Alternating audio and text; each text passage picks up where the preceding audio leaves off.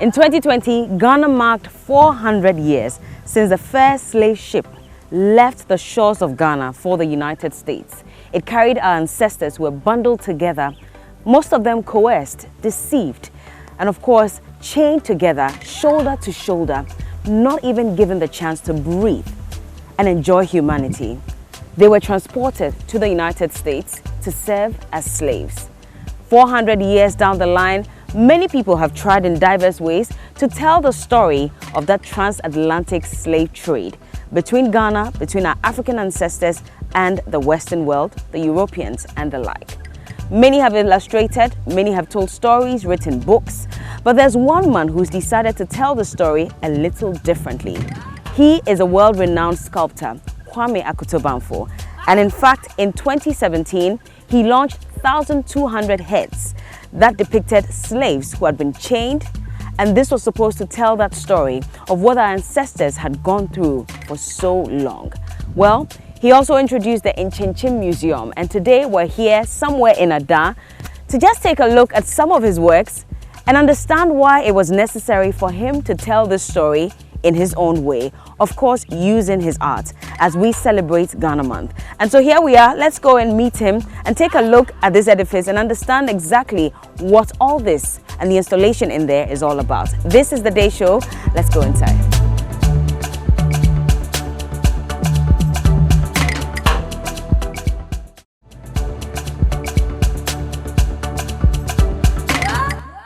Hello. Hello. Mauli, right? Yes, Mauli. Nice to meet you. Nice to meet you. Thank you so much for welcoming us here. I'm sure it's a big place. It might take us like a whole week to tour, right? Yes, it's very vast. Yeah? Yeah. But it's fine. I came here because I want to meet Kwame. I'm told he's around somewhere. But yes, also just so we can see a few things. I've seen something there that's already caught my attention. Okay. I'd love for us to just walk to that side. I'll ask you a few questions about it. Is that okay? Yeah, that's okay. All right. So, Nkyinkyim Museum is where we are. This is Mauli and you are the acting general manager. Sure. Okay. What is this? I mean, it's quite interesting to have human beings who are not exactly human beings waiting for you at the entrance. Very fascinating, I must say. Yes, they are. So these are stones? These are cement. They are made in cement, yes. Am I allowed to touch? Yes, you can touch. I am, okay. Made from cement. Hi! Say hi to Giovanni. Okay, so what are these and what do they represent? For the start, this, a time to come, these are going to represent the face of Nkyinkyim Museum. And so for the reason why you are allowed to touch this is just because of that purpose. Because a time to come, we don't allow photographs aside these ones. And so when you come, these are where you can stand to take your photos. With these, the others, you are not allowed to take photos with you in the images. But then with this one, you can be with them. So this is like your photo booth sort of. Exactly. Are you going to add more? Because I yes, these are actually less than 10% complete. Okay. They are going to be clothed to represent each African ethnic group. And so when they are complete, anyone who comes here should be able to identify someone from the Asante Kingdom, or someone from the Zulu Kingdom, or someone from the Egyptian geographical location. So that means, so it doesn't have to be just Ghana, because I was going to ask about the 16 regions, but yes, I believe it will be more than... No, it will be more than this. Okay. We are supposed to make it look crowded, so that anyone who comes and joins merges with them and becomes a part of the whole installation. I see. I like this though. So you have to show their... Okay, never mind. They'll be covered. They'll be covered there because I'm seeing boobies and I'm seeing crotches and stuff. Yes, anyway, well, where's Kwame, by the way? I'm sure you're going to take me to see him. Yes, you'll be working at the studio. Okay, but how long have you had this place for?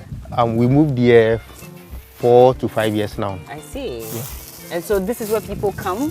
Yes, a lot of people. And take a look at some of the sculptures and stuff? That we do to experience what we have in stock over here. Okay, interesting. Let's go then. I see some wall here as well. I'm sure maybe later you can tell me about it. Yes.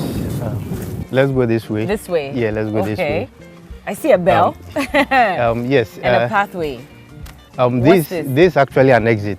This is an exit? Yes, this is an exit. Can I touch? Yes, you can. I'm always asking because I know, yes, you know, artists. Even though it's unusual to ring from the end. Why is it so difficult to ring? How do you do it? You just have to time it. Oh, sorry. Easy. Wait, so this is an exit? Yeah, this is an exit. When you say exit, what do you mean by? This is the end of the tour. This is the contemporary era. Oh. And so when we start the tour from the prehistoric era, yeah, it's going to have its bell. And so you start to indicate that you're starting a tour. I see. And so there's the end. When you finish your tour, you ring, and then everyone knows that you are done. You are done. And we are starting. So we are starting from the bottom. We're going backwards. Okay, no problem. It's fine. But we can go through here. Yes, you can go through here. Okay. So what is this? Because this is like a, a long path. Yes. Walk to freedom. Actually, this is supposed to be the freedom zone. Okay. And so this is a regeneration era where, we are having new ideas to improve the African experience, or new ideas for Africans to liberate themselves from whatever history we had before. Okay, yeah. That's what this is about. Yeah, so this whole area is dedicated to the regeneration. Ah. Rebirth, sort of. Rebirth. Yes. But why do you have mirrors? Why do you have faces? So these are the Kyawa doors. Okay. And then the Kyawa doors are supposed to represent fertility. Yeah. And so with fertility comes regeneration. Ah. A generation continues through fertility. And you so this female, area, so. yes, this area being dedicated to. Okay, so regeneration. Yes, regeneration. And fertility. And fertility. All the Kyawa dolls represent fertility? Yes, the Kyawa dolls represent fertility. So if you touch it, how many kids can you have? As many as you want. Hey! You just have to dream it and go for it. Okay, this is me hugging the Kyawa doll because I want 25 children. What is the history behind this? You were just about to tell me about it. Yes, the history behind it is that the accounts have this history that there was this woman who was barren. Yeah. And then for several years she tried without fruition. And so they carved this wooden doll for the woman to carry about. So she used to carry it around? Yes, she used to carry it around. Oh. Then the myth is that after a couple of years carrying the doll around, she was able to take fruit, bear seed, conceive, and then had her own children, not just one, but multiple since children. The first one came, it opened the way for the others to come. How does this connect with the mirrors that I saw earlier? The mirrors are towards the end of the installation or the tour, and so they are supposed to give you reflection. And so the mirror is there for the physical meaning of reflection, but then it is more of psychological reflection than just of what you have experienced and the history that's been narrated to you. Charlie, that's deep, man. That's deep. I wouldn't think. I thought the mirrors were for selfies, so I was ready to bring out my phone and just take photos. But that's interesting. But this is not the only path. There's also another path on the other side. Yes, there's also another path. Is that also a path towards the exit, or that's where you start? On this other side, we have the event ground. And then the event ground is separated. The history wall separates the event ground from the regenerative era or the contemporary era. This side represents the contemporary era. The event ground is part of the contemporary era, but then the wall just separates the events, the live events that happen from whatever installation we have ongoing here. So that's why you call it the history wall? Yes, it's a history wall. It's not just on this side. It's going to be across the whole land. Oh. And so it's going to be in every era. And they are going to be connected together when the whole installation is done. Okay, so then why do you have a man and a woman hugging the man from the back and holding a book? Yes, so this side of the history wall finds itself on the contemporary era of the installation. Okay. And so this one contains things that happens in our contemporary era. And so if you look closely, we have two figures. Yeah. Let's go. Okay, we can go there. All right. I thought we weren't allowed to cross, so that's why. Okay. we have these two figures. And so these two figures are supposed to be demonstrators. But then we are also highlighting the efforts the female play. So it depicts the role a woman plays in the life of a man? Yes, in the life of a man. Okay. And so with this one, it's in the heat of a demonstration. And the woman has to call the man back to show him something from the history books. Oh, okay. That's so happened in history. And so per our history, we are not supposed to go towards this tangent. We may take different directives and then move on from there. And all this was whose idea? Our idea.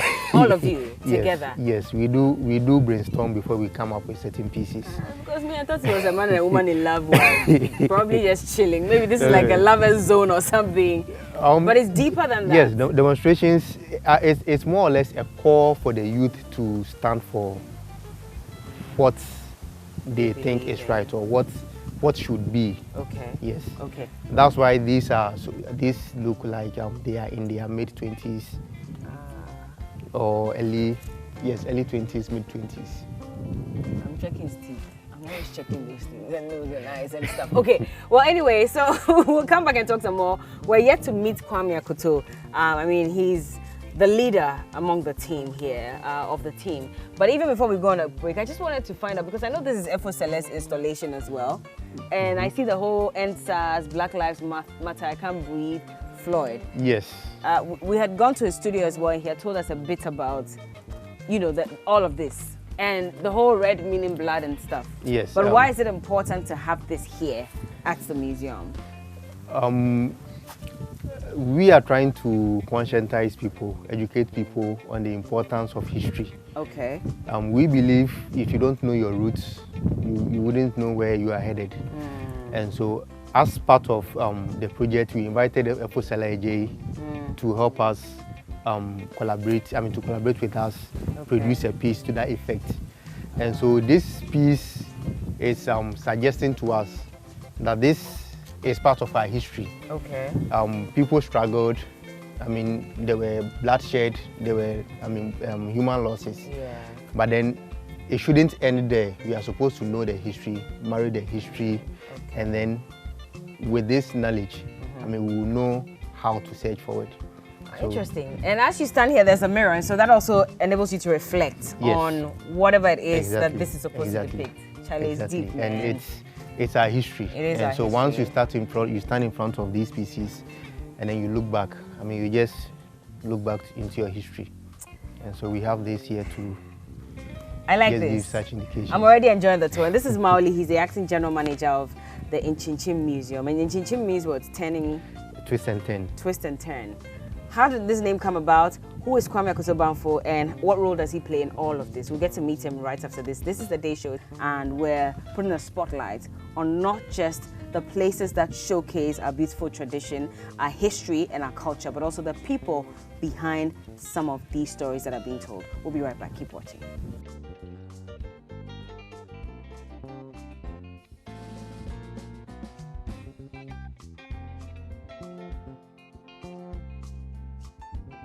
Welcome back. This is still the Day Show, and we're still here at Nkyinkyim Museum, and we're about to meet the man behind all of this. Of course, he works with a team, but when we're talking about the person that actually had this idea and worked together with other people to create it and bring it into fruition, then he's the man to meet. But this show is proudly brought to you by Malta Guinness and also by Cousins Baby Wipes. And remember, when it comes to your baby, if you're looking for the best wipe that will take care of their skin, then it's Cousins Baby Wipes.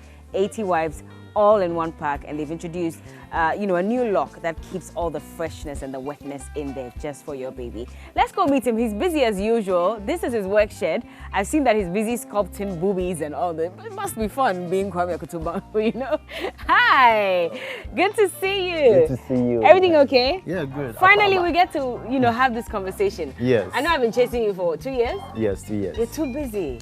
It was COVID. It was COVID. Yeah. But COVID I mean, is it when was you were before traveling. COVID. Yeah. And then I think after COVID, I had all these crashed up timelines due to all that I had missed in pandemic times. So, yeah. So blame COVID. It's fine, but thank you for making time for us. Is this a Thank you, real too. human being? Like, did you have to mold this from a human being?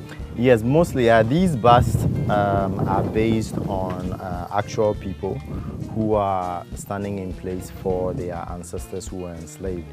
So we have various Africans in the diaspora. Okay. We have Ghanaians, Caribbeans, we have people from the USA, from the UK, coming to donate their features in memory of their ancestors who were enslaved. So most of these are based on actual people. So they go naked, like to show whichever part you want to sculpt? Yes, or you some just of, imagine? For those who want to do it, It's allowed. It's allowed. For those who see. would want to, for example, we could model this based on some other feature, and then have the face. The person have his or her face. What are you currently working on, this or another? I'm working on this piece. Okay.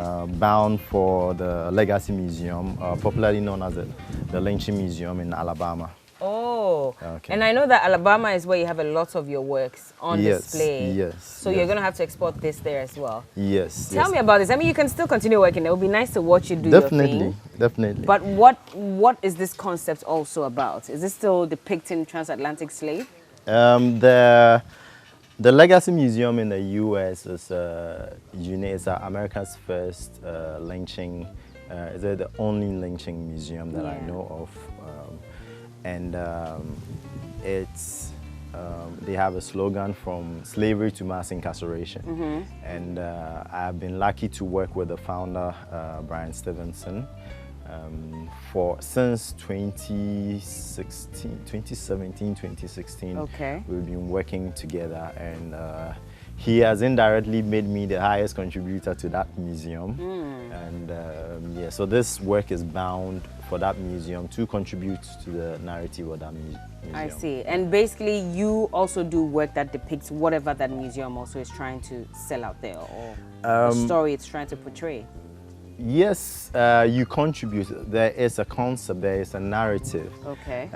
And Brian curates indirectly by picking people who are already working with the narrative or the topic at hand. I see. And I happen to be one of the artists with a very high number of contributions to, or high number of works dedicated to the memory of the enslaved, and then also work based on racial justice and restorative justice. So naturally he invited me to contribute, and then since then I have been a regular contributor to the museum. How did this start for you? Because again, if you think about it, you'd see pictures from the past, you see people writing books, narrating, experiences that maybe their ancestors may have passed on to them. But for you, telling the story is totally different for you. It's about sculpting what occurred in the past. How did this come about? My work in its scale and entirety is based on passion and then research. As an artist, you immerse whenever you find a topic that you're passionate about, and then you want to work more. So it started as me, it was going to be something much shorter, briefly telling the story of the enslaved in a way that I had never seen depicted in the world before. In a way that especially, and that's the most important part, in a way that communicates to people on the continent or to black people, using the symbolism and then the philosophy that we understand, because we are building it for us. Yes, the world has to learn about this, but using symbols that the ordinary Ghanaian or the ordinary African can relate to. In effect, I didn't want to have the work restricted by elitism or an elitist system,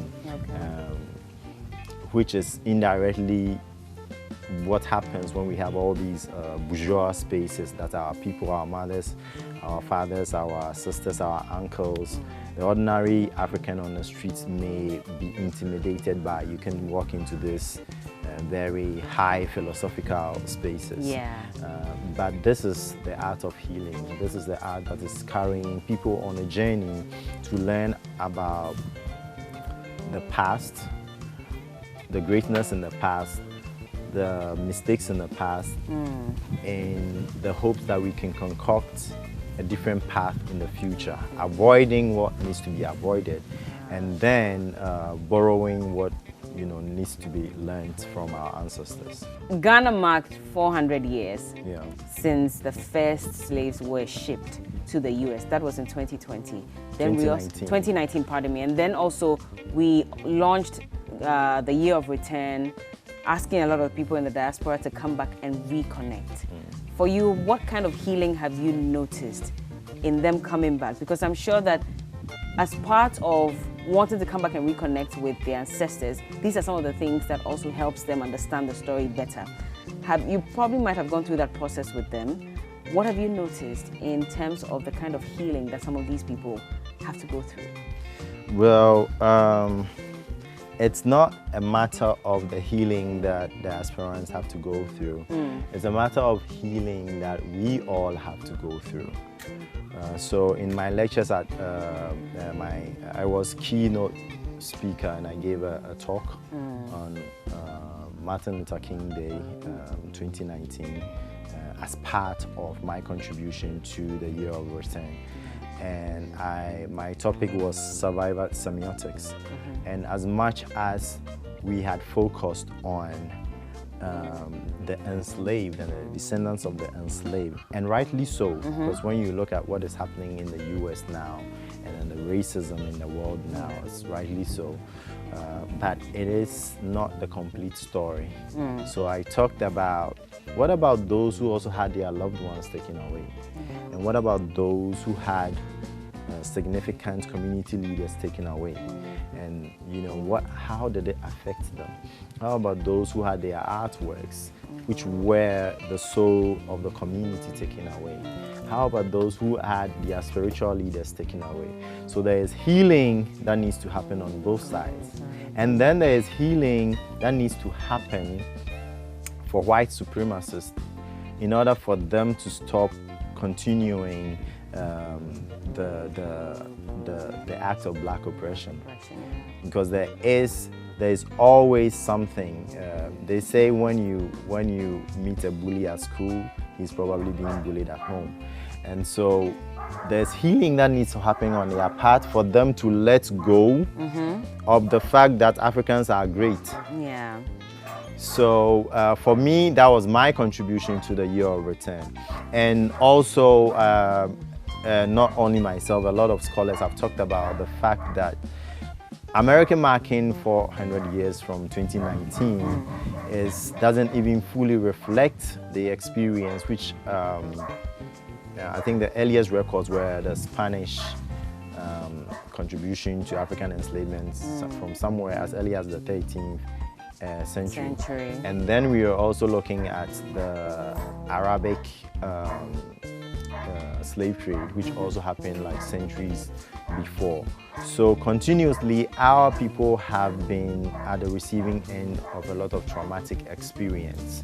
And we need to link these traumatic experiences to our lives as Africans right now in order to articulate a path that can be the way forward. Okay. So for me, that has always been my work. And if you have taken notes, I started my work before 2019, obviously. Yeah. So there's a lot that needs to be done, and for me, this is just a fraction of a contribution that I can make. Yeah. I want to see you work, but of course, this is still the Day Show, and we're talking to Kwame Akoto-Bamfo. He is a world-renowned sculptor, and that is not even debatable at this point. And he's working on a few things. We'll see him at work. We'll talk a bit about the other things that he does. Of course, he's a lecturer as well. So what is it like on that side of life? And a few other things before we wrap up on this conversation. We're here at Nkyinkyim Museum, and, well, we'll get back. with more. Keep watching.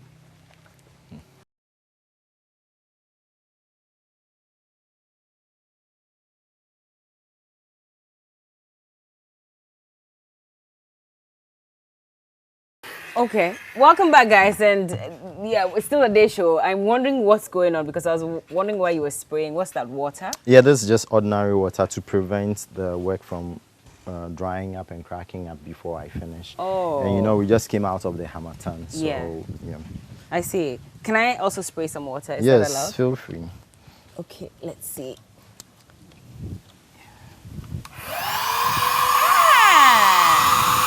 Okay, this is nice. So from this point, what do you do? Well, I will. I'm summing up everything together. But today, what I'm going to do is I'm going to check out for hidden cracks. And you're breaking them off? Yeah, and then try to fix them. Oh, fix them. Okay. Yeah, and then once I'm done, luckily I've reinforced the whole of this side with some wire mesh. Okay. So this would have fallen off by now, especially in this very dry weather. So that's why you also have the wires connected and the rods in there. Yeah. So the rods keep the figure standing. Okay. This will be standing even without the wire, but it's just an extra precaution just in case anything falls, you don't lose the whole work outright. So. How much time do you have to spend on something like this? Ideally, probably 6 to 8 months per figure for a high quality rendering. Okay. Ideally, we are looking at about 8 months, sometimes even a year. Wow. So yeah, to keep from the boredom, I will work on. So this is my main project for the year, and then whilst I'm working, if I should get bored, I will jump to a much more familiar, like the sculpting of people's faces. Okay. Yeah, just so I have something else to work on. Aside that, what do you do for fun? I stopped having fun a long time ago, but let's Why? see, music. Oh, you like music? Yes. Who's your favorite? Is it Ghanaian No, I music? record, Is it African? I sing, I make music. Is it? Yes. Are you going to sing for us today? Maybe I'll give you one of my songs to play on your show. Oh, wow. But give us, let's hear your voice. Oh, no. I'm curious. I compose and then I sang, and it took a lot to get me out of my shell when it comes to music. Okay. So, why, you weren't confident enough or what? Well, it's one of the talents I decided to let go until I was asked to relax more. Okay. And then indulge, and that's exactly how I decided to indulge. So which one came first, music for you or sculpting? It's the creative spirit, and the Okay. creative spirit is just giving direction. So wherever you direct it, that's what comes out That's of what it. counts. So I see. Do you dance?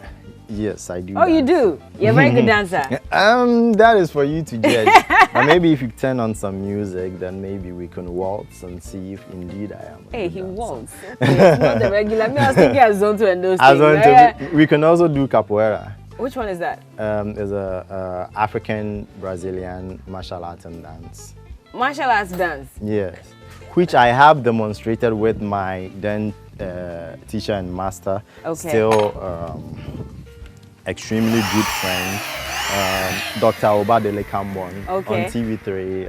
A long time ago. Long time ago. I see. Well, we're going to see if we can get him to dance and maybe sing along the line. He's still a bit shy, but okay, just show me a little. What's this African dance you told me about, the African Brazilian dance? It's called Wakapwepwe. Upon me go here. Where are you going? Come and teach me the Capoeira dance. What's it called again? Capoeira. Capoeira? Yes. I thought you said Capoeira. So what's it like? Show me. Show me just a move or two. Let's see the fun side. Everybody. Not in this space, but I can take you to my fighting space. Oh, you have a fighting space. We'll take a look at that then. And then we will. Yeah. Okay, we'll bring that back. But you're a teacher or a lecturer more like. Yes. How long have you been doing that? I started my teaching career at the age of 2018, 19. Okay. So, and then I went to KNUST. After my first degree, I continued as a teaching assistant, and then when I started my master's education program, I was also working part-time as a teaching assistant. Okay. We have a term called demonstrator where you work 10 hours a week. And then afterwards, I came out doing full-time lecturing at Radford, and then part-time visiting artists and masterclass lecturer, NAFTI, Lincoln Community School, École Française, and then even now working as a study abroad professor for some institutions, and then also talking and lecturing part-time online for some. Yeah, for some. That's a lot. Yeah, that's why I was told to have fun. Yeah, and you said you stopped having fun. Kind of. There is a lot of fun in the creative work itself. Okay. It's the, for artists, is the administration, and is the world building, the museum building that is actually the stressful part for art. Okay. But I can do this all day and not feel stressed. Okay. Is the, for most creatives, is the people management, especially being the founder of a museum and a non-profit foundation, balancing community work, education with meeting my deadlines. Yeah, that's where the hassle is. And you have a family as well. Yes, I have a family. You have a beautiful son, by I have the a way. beautiful, handsome son. Ah, you don't play with him at all. Oh no. Yeah? Not at all. It's How old my is first he? time. He's 8 months, but he looks like a 1-year-old. What are you feeding him? His mother's genes. His mother's genes. Yeah, Okay. his mother is 6'2", so. Wow. She's taller than you. Yes. Okay. Is she Ghanaian? Yes, she's Ghanaian, but with Tabon ancestry. Where Tabon is what? Tabon is our Ga tribes who actually were descended from the freed and enslaved from Brazil, Bahia in Brazil. So she is half Brazilian, half... No, Ghanaian. she is Ghanaian. Yeah, but if you say Tabon from Brazil, so we assume that... I think that when the terminology goes like half, it denounces or it doesn't acknowledge the fact that returnees, including modern day returnees, were originally from here. They went and then they have come back. Yeah. So when you say half, then you are not acknowledging that they were from That here in the first place. Did you meet here? Yes. Oh, you did? Yes. Okay, so I mean, she speaks Ga, She Tree, speaks everything. Ga, yes. Ah, okay. I thought you probably traveled and met, and that's how. How long have you been married for? For 3 years. This will be our 3rd year. Is marriage fun? Yeah, it is. It is? It's still fresh, so yeah, I haven't started experiencing the parts that people talk about. I hope you and don't. I'm happy. I hope, yeah, I hope you don't. Yes. I hope it's just, you know, a cool breeze from this Yeah. point onwards, because that's the most important thing. Does she understand the work you do? She is also an artist. She's an animator, Okay. designer, and photographer. I see. So this is like a proper family of art. Oh yeah. Interesting. Almost everybody in my family is a creative. I mean, Mauli took us around a bit, and we saw the history wall and that division between, you know, what did he say was the future and the past. Yeah. And I thought that was incredible. Yeah. And I was just wondering how you came up with such a fantastic idea of retelling our story and also encouraging people to go through that wall or that path, ring the bell, and that's supposed to be the end of an era and the beginning of a new era, right? Yeah. I thought that was incredible. Thank you. I thought it was. It's interesting that I didn't always come up with everything. I'm just uncovering what is there that some Africans and some Ghanaians are not seeing. Yeah. I have borrowed from, I did do some African studies as well, and I'm always actively on the field doing research. Yesterday we were hosted by the Akwa Muhini. Okay. And we went through the cultural artifacts and the oral history, as well as the written history. There's constantly traveling within West Africa, picking up the history and then the information directly from the source. And then also referencing books for more places to visit. So when you get all of that, we come here, I sit with my team. Sometimes I don't travel alone, and then we decide on what we are going to do next. So we've actually done more research than artwork. Oh, okay. Where do you get your inspiration, or who do you get your inspiration from? Is there someone you look up to? I think it's the African people. When you start as a teenager, you tend to focus. But when you're doing this work and you're meeting so many incredible people, I'm working with Martin Luther King, Brian Stevenson, Dr. Bernice King. I had a speech with her in Atlanta. So many incredible people. I was shooting with Samuel L. Jackson. Yes, I saw that. And that is how I got to know about you. Funny enough, I was wondering how come I had never seen your works, or maybe I had seen them but didn't know it attributes them to you. So I thought that was really cool. And that is when I noticed that you had even started sculpting, or you were sculpting heads with chains around them and stuff. I mean, that's where I'm glad you're doing this, interviewing myself and all these great artists in Ghana, but that's where we criticize the Ghanaian media. I have been working on this project. My work has been highlighted, has gone viral so many times, and I don't live in the US. I only go teach and talk in the US, and then I come back. But the Ghanaian media does not focus. I think that it's not fair how they treat our artists. Why do you say that? Ghanaian media and some African media don't focus on us until we don't need the Ghanaian media anymore. My friends, Ibrahim Mahama, I was his TA. Okay. He's amazing artist. Ibrahim Mahama, there's Kumi Samuel, there's Amwako Buafo, and you know, I've known a lot of these artists before they became the phenomena that they are now. And before we have made it, there's no focus on us. I think that we need to start doing better with the Ghanaian media. And I'll challenge you to go film somebody who is not already on CNN yet, to bring out their work. That's what I do. At that would be great.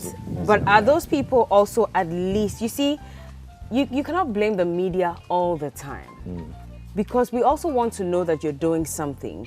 Are these people ready to even reach out to the media and tell them that I'm a sculptor, I'm an artist, this is what I do, and I'd love to do some interview, you know, on your platform? The media cannot know everything. We cannot play God. We do our research, all right. We owe it to us, not them. We owe it to us. That is you and I as Ghanaians. So I'm not necessarily blaming the media. I'm critiquing the media. That's like two different things.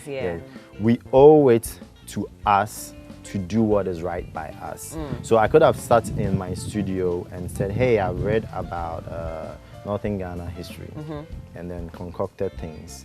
But I go to the field and I look out for these people. You can go online and then you can look out for these people. You can talk to your crew and say, hey, what are you doing outside when we are filming? You know, and then you find out. I was working with some of the team, the crew that I hired in the US. I found out my cook is an excellent artist. Oh. Okay. Yeah, and then the last time I was in Alabama and I was having somebody help me hang out there and say, hey, I've heard about you, can I show you? He was an excellent artist. And all these people are out there, and in Ghana it's the same. I'm seeing so much talent, and having been a lecturer, educator, I'm seeing so much talent that needs to come out. And especially that has been my passion. That's where my money goes. That's where some of my effort goes, even though not to the level that I want to go. It's been our traditional creatives, Yeah. the pot makers, the kente weavers, who are not necessarily articulate in English as some of us are.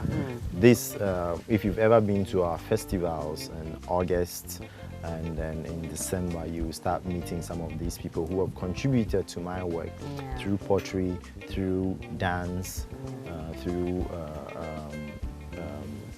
prayers and recitals. We need to, these are the people that we also need to highlight, as part of our work. Of course, and we'll do our part. Yeah. But that's why there's social media as well, and so a lot of these young creatives are also putting their works out. It makes it easier for us to connect, because it's always not that simple. If we didn't have social media, I mean, it would be difficult going to find some of these people. Yeah. So for those of you who have made it, transcended, you know, African media, local media, it's also your duty to highlight the works of some of these young ones, and it makes it easier for the media to also find them. So we're also charging you to do a lot more. I have been highlighting and I'll do one right now. Michael. So this is Michael Blebeau Jackson. Okay. He's one of the many talented artists that I'm sharing my media, my studio with. Okay. He's contributed a lot to my work. And he sacrificed his own creative work to contribute to this museum, because he understands that it's for, even though my name is on, has been associated with the museum, it's about us and it's our story. Yeah. But I would like to use this opportunity to highlight Michael's work. I would also like to use the opportunity to mention my studio contributors, Gideon Kwekudia, Richard Kofi Mauli Acho, Desmond Esane, aka Agaga. Hey. And then we have Efusele J, who's not here as well. We spoke to Efusele, by the way. Yes, he's I think, I don't know whatever you got from him, you should probably go interview him again. Really? He is an awesome artist and scholar. And I'm always glad to work with him. I see. Well, we'll talk to Michael shortly, and you promised us that you take us to your kickboxing studio, right? Are you ready? Oh, yeah. So we'll should they bring you some gloves? No, I don't have then to. What's the point? You do it with Michael. Let's see who's stronger. Because she told me nobody you're strong. wants to fight Show me your muscle. here. Show me your muscle. Show me your muscle. This is like the biggest that has ever been on TV. I know. Where is the muscle? Where is it? You need glasses. Where is it? Oh, we'll be right back, and yes, Kwame Kotobafo is here. He just introduced us to Michael and his incredible team. We'll speak to them. We'll do some activity, and we'll be out of here. Ago!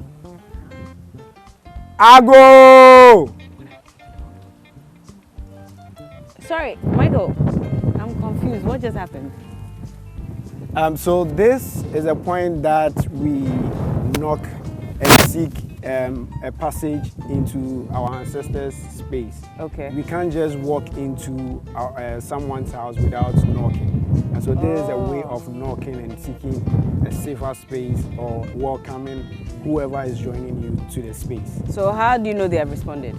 That's a tradition. Okay. So 3 times? Yeah. Then you can go in. Please. Oh, I see. So do I also have to say I go? No. Or you've knocked on our behalf? Yeah, so we can. Ah, I see. We begin from this side. What is here? The terracotta heads we have in front of us is called insiso or insidie. These were practices that were done by our ancestors way before the invention of cameras and photographs. So we say, they took in naso, or we are placing on a tomb.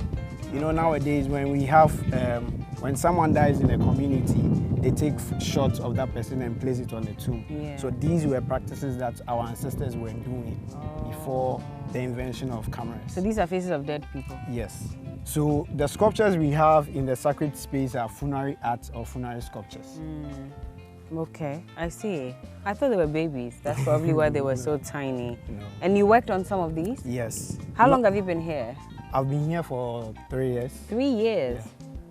And you're also what, a sculptor? Yeah, I'm a sculptor. From where? Takoradi Technical? KNUST. KNUST? Yeah. So what did you study at KNUST? I studied Bachelor of Fine Arts and majored in sculpture. How do we describe you?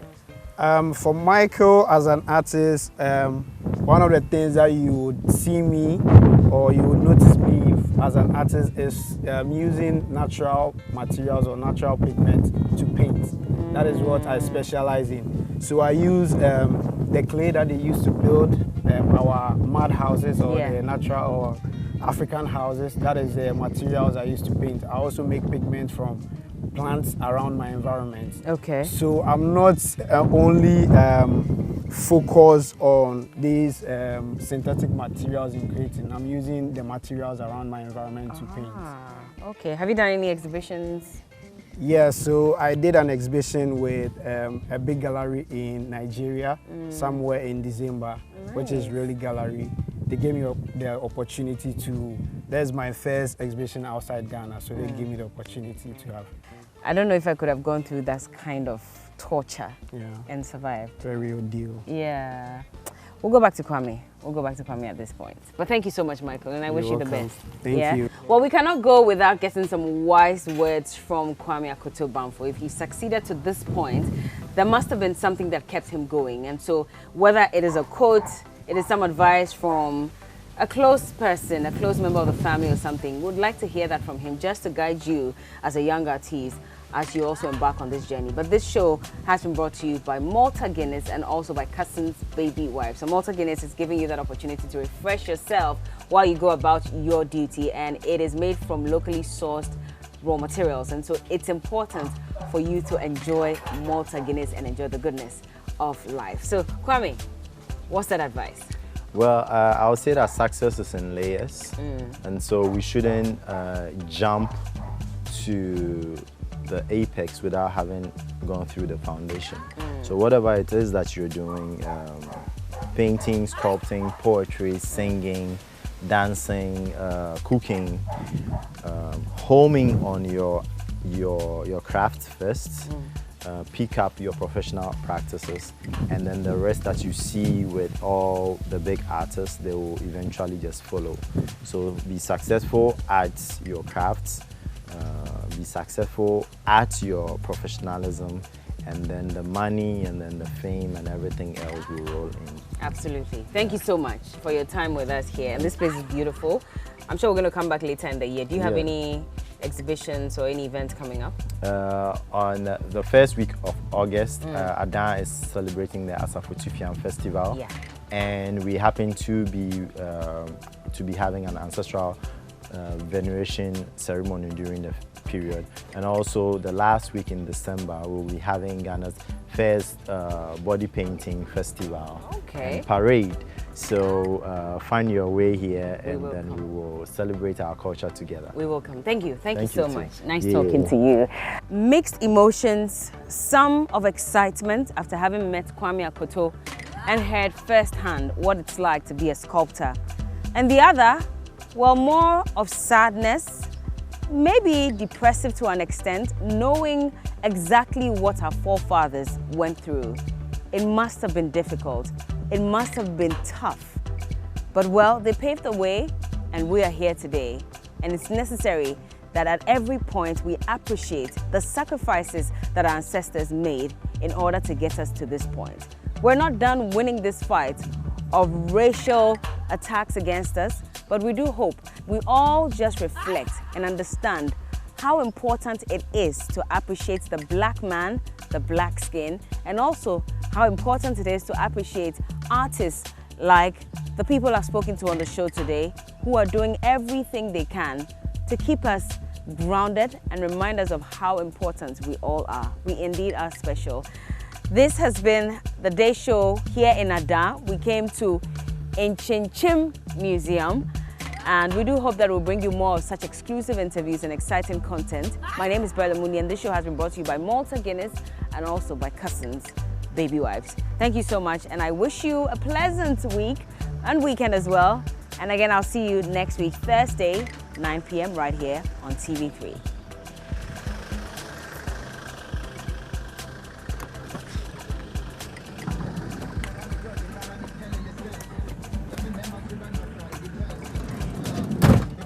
Okay.